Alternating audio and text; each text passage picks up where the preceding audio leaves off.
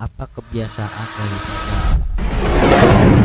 orang terdahulu menghidupkan malam Ramadan tidak hanya membaca Al-Quran, tidak hanya dengan sholat, dengan apapun yang mana isinya untuk mengingat kepada Allah, mengagung-agungkan Kanjeng Nabi, memuji-muji Allah Subhanahu wa taala, dan yang semata-mata apa yang kita lakukan mengharapkan keridhaan Allah Subhanahu wa taala. Kita nggak bisa kayak orang-orang dulu hatam Quran sampai 15 kali, 1000 kali hatam. La haula wala quwata illa billah, kita masih kurang dalam hal seperti itu. Tapi minimal kita ini ada yang kita perbuat nih malam buat supaya menjadi saksi bahwasanya kita ini ingin menjadi orang-orang yang baik, mengamalkan sedikitnya daripada orang-orang salafun saleh, menghidupkan malam-malam Ramadan dengan membaca ratib, membaca Asmaul Husna, lalu tawasul, lalu kita membaca Maulid Simdudu Dura. Semoga apa yang kita baca hari ini terus selama bulan Ramadan menjadikan keberkahan buat kita. Selepas Ramadan ibadah kita makin semangat. Jangan sampai nih pesan Ustadz kemarin gini. Jangan sampai tahu hujan. Hah? Ngomong apa sih? Ini ngomong apa tadi? Oh gitu. Nggak gini. Hujan gede, ya kan ya. Hujan gede. Nah, ketika hujan gede itu dia nggak basah.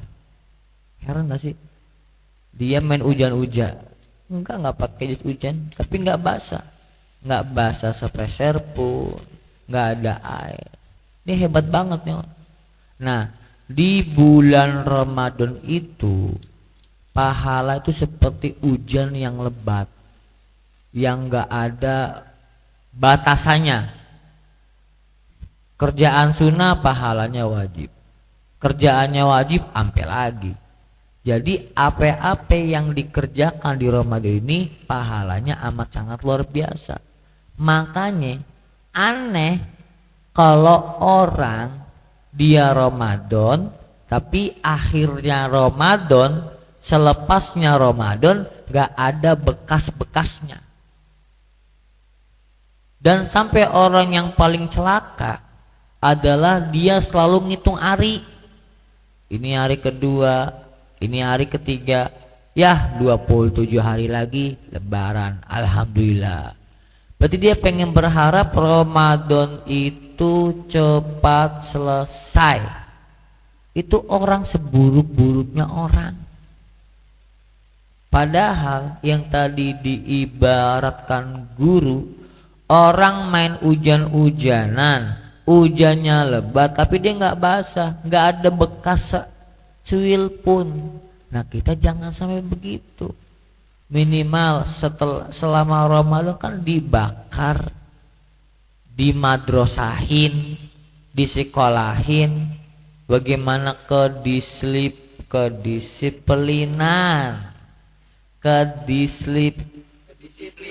Nah, kedisiplinan kita dalam ibadah kepada Allah Subhanahu wa taala.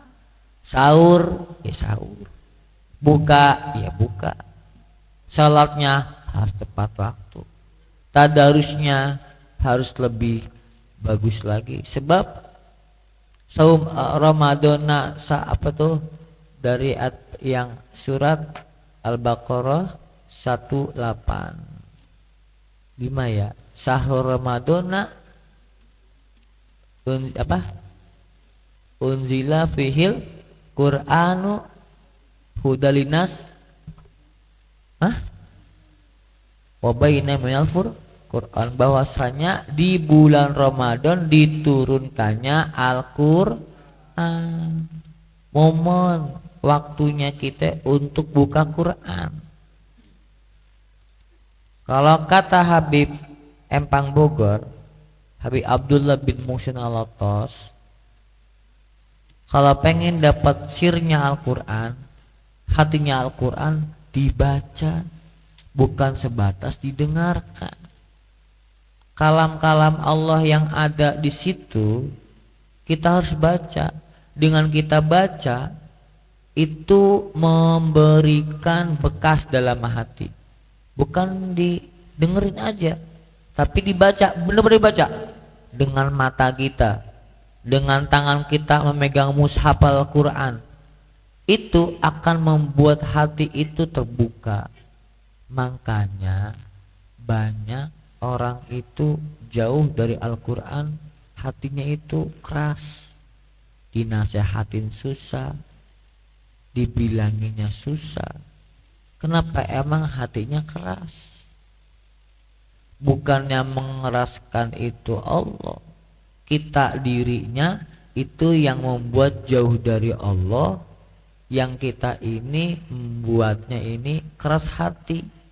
Seperti halnya kan pisau, kalau kagak diasah dia nggak tajam-tajam, tumpul. Kalau kita terus mengasah, walaupun asahnya cuma sekali, tapi itu istiqomah, setiap hari diasah sekali. Baca Quran itu bisa gampang. Baca maulid, kalau orang udah bisa baca Quran, baca maulid malah lancar, enggak betata-betata, enggak bacanya enggak karuan. Kenapa? Karena udah terbiasa dengan Al-Quran. Nah makanya jangan sampai Ramadan ini lepas. Ini baru malam ke berapa? Hah? Malam kelima. Ada yang pengen mengharapkan malam Lailatul Qadar, ya kan? Pengen mengharapkan malam Lailatul Qadar, jangan di malam ganjil-ganjil aja ibadah, tapi di malam yang lain pun ibadah. Pengennya diganjil aja nggak bisa, harus istiqomah. Seperti guru-guru kita, bagaimana istiqomahnya beliau ya, kalau ngelihat itu nggak ada rasa capeknya. Kita makalah, ya Allah, kita makalah, masih banyak ngeluhnya, masih banyak capeknya. Dari hal itu membuat orang itu banyak ngeluh. Nah, jangan sampai lepas Ramadan ini kita ini seperti kita hujan-hujanan, nggak ada basahnya, harus ada bekasnya, harus ada yang nempel buat diri kita, supaya selepas Ramadan ini tidak begitu aja lewat. Harus ada yang kita dapatin, minimal ibadah kita semangat, minimal ibadah kita ini tidak tidak hanya berharap pujian orang, tapi sebab karena Allah Subhanahu wa ta'ala. Karena apa? Kalau udah seperti itu nanti masuknya tingkat ridho. Kalau udah ridho berarti mengharapkan keridhoannya Allah Subhanahu wa ta'ala. Dan itu mungkin yang ada di malam hari ini, supaya jangan sampai disia-siain, jangan sampai disia-siain. Terawihnya kapan lagi terawih? Emang bisa terawih di bulan yang lain? Kan nggak bisa. Terawih hanya di bulan Ramadan. Qiyamul Lail namanya. Qiyamul Lail. Kalau tarawih itu dikit-dikit istirahat, makanya tarawih.